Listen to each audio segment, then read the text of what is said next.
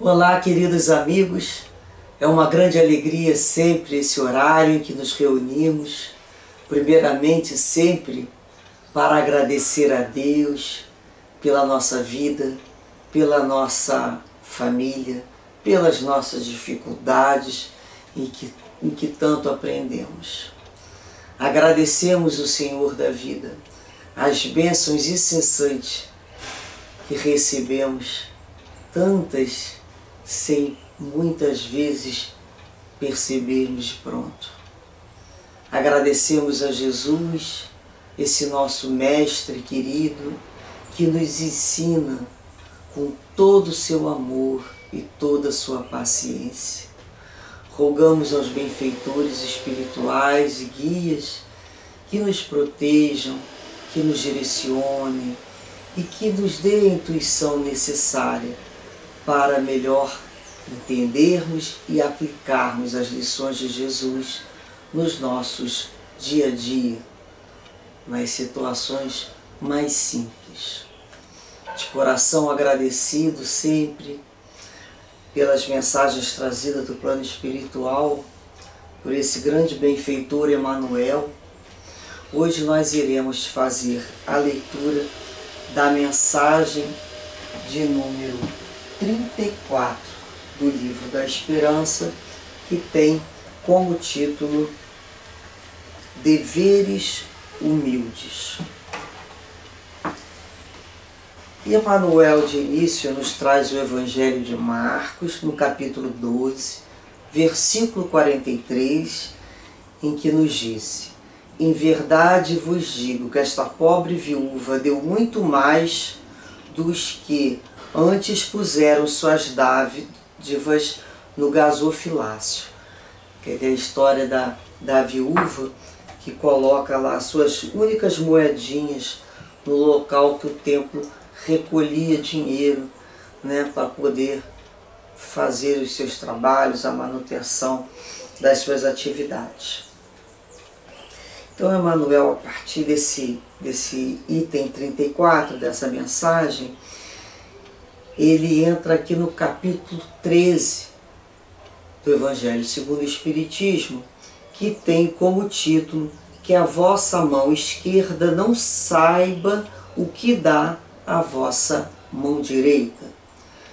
Ou seja, na realidade esse título quer dizer que possamos fazer o bem pela satisfação sincera de ajudar, da nossa consciência de dizer que essa é a atitude correta, aquele que pode ajudar ao que não pode, fortalecer aquele que está no momento mais fraco, com maior dificuldade. Esse é o único objetivo, e não chamar a atenção sobre nós mesmos, ou seja, para uma mão não saber o que a outra está fazendo, ou seja, para não chamar a atenção sobre aquilo, para aquela atividade. Então todo esse capítulo nos vai falar das algumas situações que precisamos nos atentar no nosso dia a dia, da maneira pela qual praticamos a caridade, a maneira pela qual devemos fazer e hábitos e situações que não devemos fazer. Então, fazer o bem, em todo esse capítulo, nos deixa claro que é o dever de todos nós e que não há razão para buscarmos aplauso, porque isso é um processo de entendimento, de compreensão, de consciência. Então, a gente não precisa buscar o que a gente chama, purpurina para os nossos atos. O verdadeiro bem, ele age em silêncio, Ele vai encontrar naturalmente a aprovação agradecida ali da criatura beneficiada, mas outras vezes ela não vai agradecer, ela nem percebe que existe alguém ali ajudando, ela nem percebe que o outro faz aquilo com a disposição do próprio coração. Mas é um momento que sabemos que estaremos agradando a Deus, porque é o melhor sacrifício, é aquilo que vem do nosso coração em favor do outro. E a nossa própria satisfação interior, porque todas as vezes que fazemos o bem, que fazemos uma coisa boa, nós nos sentimos o coração expandindo. Já perceberam como é que é quando escutamos uma história que possui um fundo moral, né, de altruísmo? Nós sentimos uma alegria interna, a expansão do próprio sentimento. Quando, ao contrário, que é uma situação ruim, deprimente, uma situação mesquinha, sentimos ali o nosso sentimento daquela coisa que chamamos um aperto no coração. A gente não fala, porque aqui se encontra, né, o órgão que simbolizamos como a casa das emoções. Bem, então esse capítulo nos vai falar aqui dos infortúnios ocultos. O outro item vai nos falar sobre essa passagem do óbolo da viúva, sobre o convite aos pobres extropiados, a questão de ajudar sem esperar retribuição, e logo após vai vir as instruções dos Espíritos, nos falando sobre a caridade material, moral, a beneficência, a piedade, os órfãos, os benefícios pagos com a ingratidão e o que algumas pessoas entendem de beneficência exclusiva. Então todo esse capítulo vai nos falar de uma forma mais próxima sobre essa caridade. E Emmanuel nos traz aqui o item 6. Né? O item 5 tem o título O Óbolo da Viúva, que é o que nós sabemos que é aquela pobre viúva que deixou somente 2 pequenas moedas. Né? Então Jesus chamou assim os seus discípulos ao vê-la ali colocando as 2 moedas, e ele falou que aquela pobre viúva deu mais do que todos aqueles que colocaram a sua oferta ali naquele gasofilácio.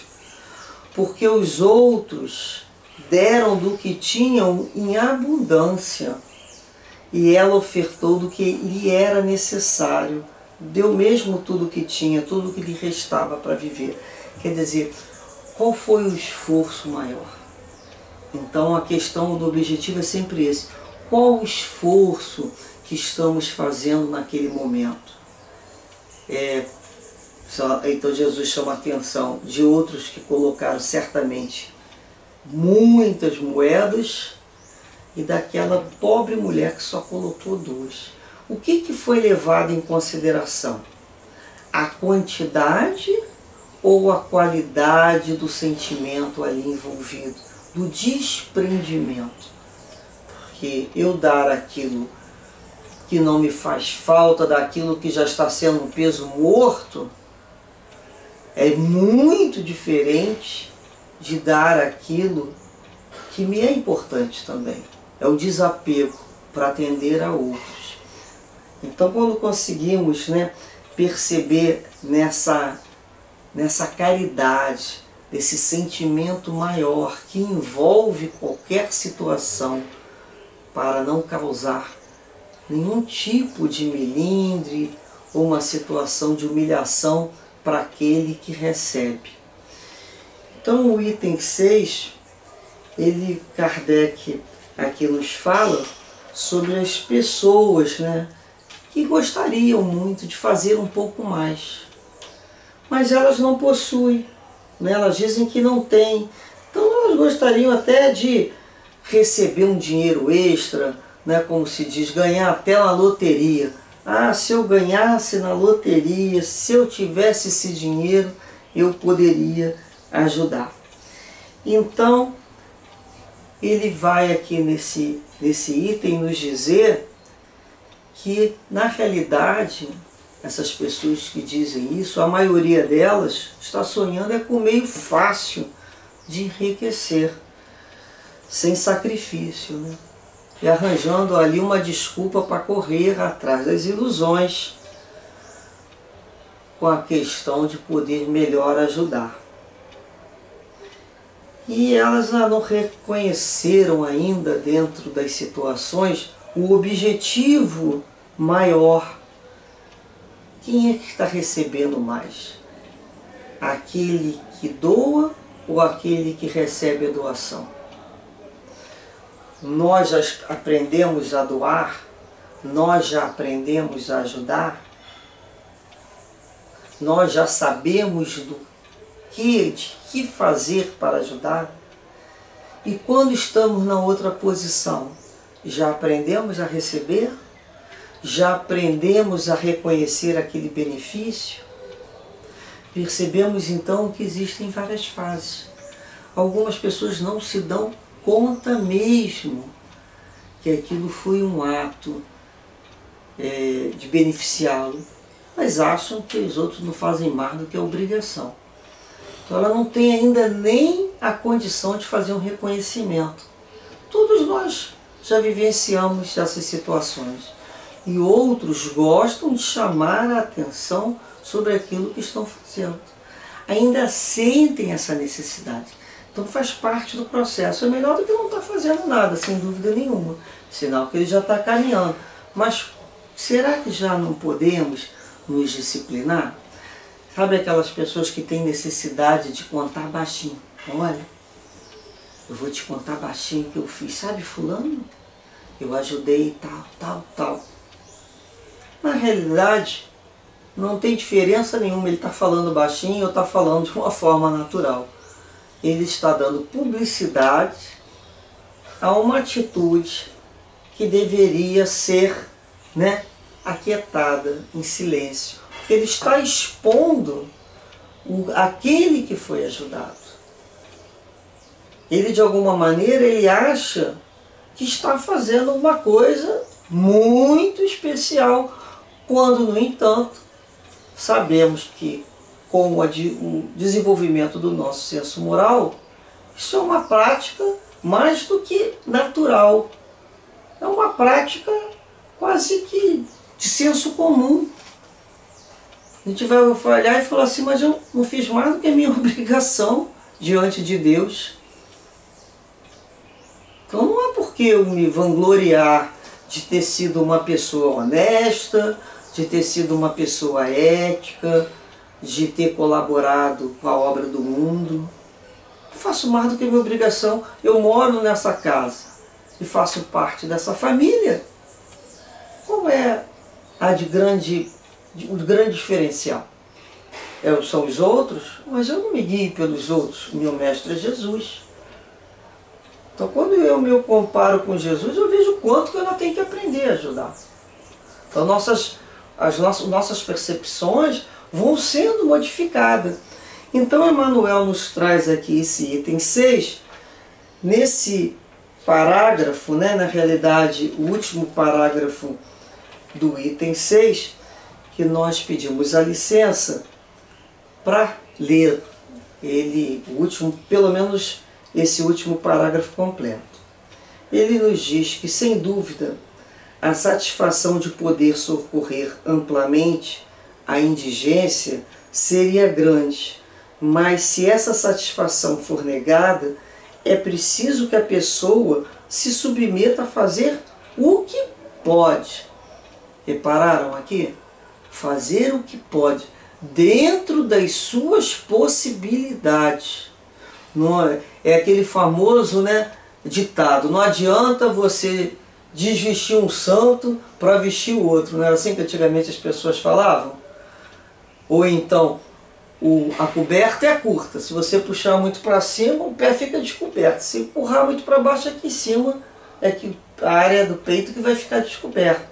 Então você tem que saber fazer de forma para que você não se torne, por sua vez, um necessitado naquela situação. Porque de vez de ajudar, você vai criar problema. Então é ajudar dentro das nossas possibilidades. Ninguém aqui está falando para se desfazer dos seus bens e se tornar um peso para outras pessoas.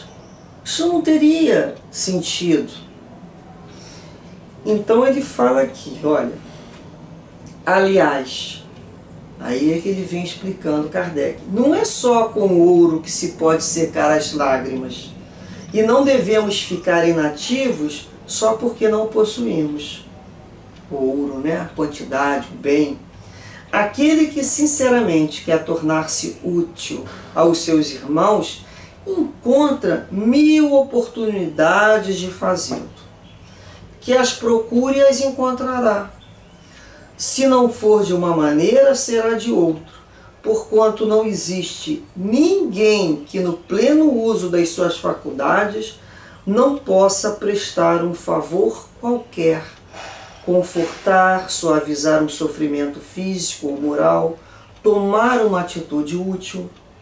Apesar da falta de dinheiro, cada um não tem no seu trabalho o seu tempo, o seu repouso, dos quais pode dar uma parte.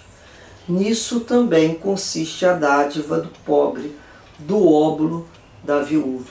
Ou seja, todos nós possuímos os recursos necessários a prestar uma ajuda. É quando falamos, não tem ninguém tão pobre que não tenha algo para dar. E ninguém tão rico que não tenha o que receber. Todos nós temos a dar e a receber.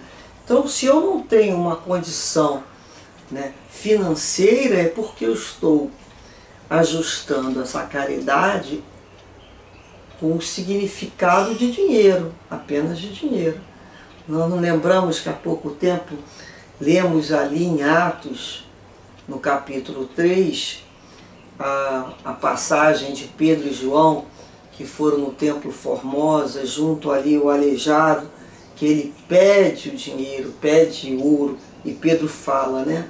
Não tenho prata nem ouro, mas o que eu tenho, isso te dou. E ali ele dá do fluido dele. Então, será que eu não tenho da minha vibração para oferecer ao outro uma oração, um pensamento querido, de agradecer ao outro, de lembrar do outro que pediu uma prece? Será que eu não posso incluir, em especial no momento da minha oração, aquela pessoa pedindo junto com ela uma prece intercessória? Eu não posso, apesar de trabalhar, né, de ter horários difíceis, complicados, eu não consigo tirar uma fraçãozinha desse tempo diário, ou semanal, ou quinzenal, ou mensal, para ser útil a alguém. Eu posso, se eu não posso estar presente, eu posso dar um telefonema, nem telefonema, mas eu posso enviar essa vibração. Eu posso, após fazer uma ajuda, ficar com a pessoa, conversar com a pessoa, dar uma atenção respeitosa a essa pessoa, enviar um sorriso, dar um bom dia com sinceridade, olhar para uma pessoa na rua que nem conhecemos, ali num acidente ou caída mesmo pela própria penúria da vida, e lembrarmos naquele momento de pedir a Deus, primeiramente, a Jesus, o verdadeiro socorredor, para que os espíritos que se encontram ali próximos possam socorrer aquela criatura. Então vamos descobrindo dentro de nós inúmeras maneiras de sermos úteis. Coisas simples. Às vezes na casa espírita somos convidados a distribuir aqueles copinhos de água que vem energizar. Olha o sentimento que está indo ali dentro. A vibração no momento que se enche os copinhos. Às vezes nós vamos varrer o chão, um vai falar assim, ah, eu só estou varrendo o chão. O outro vai falar, eu estou limpando essa sala, embelezando essa sala, para poder receber os meus irmãos, os meus companheiros de estudo. Olha como que nós estamos colocando o nosso olhar. Então não existe o pequeno e o grande. Tudo é importante na obra de Deus. Um grãozinho de areia tem a sua importância. Então, na realidade, não é a quantidade nem o valor que o mundo material oferta, mas é a essência, o sentimento que ali possui, o desprendimento, o desinteresse pessoal, que é a maior virtude que ali foi colocada. Esse peso é muito maior do que qualquer ouro ou pedra. Então Emmanuel nos diz assim, nessa mensagem lindíssima: abracemos felizes as atividades obscuras que a vida nos reserve. Grande é o sol que sustenta os mundos e grande é a semente que nutre os homens. Só essa frase já explica todo o texto, não é? Grande é o sol e grande é a semente minúscula. Engenheiros planificam a estrada, consultando livros preciosos no gabinete, e a breve tempo, uma larga avenida pode surgir da selva. Urbanistas esboçam a planta de enorme edifício, alinhando traços nobres ante a mesa tranquila, e é possível que arranha-céu se levante, pressuroso, acolhendo com segurança numerosas pessoas. Todavia, a fim de que a obra se erga, esfalfam-se lidadores suarentos na garantia dos alicerces. Tem um engenheiro, mas ali vai estar o precioso, né, operário. Técnicos avançados estruturam as máquinas que exaltam a indústria, e com elas é provável se eleve o índice da evolução de povos inteiros.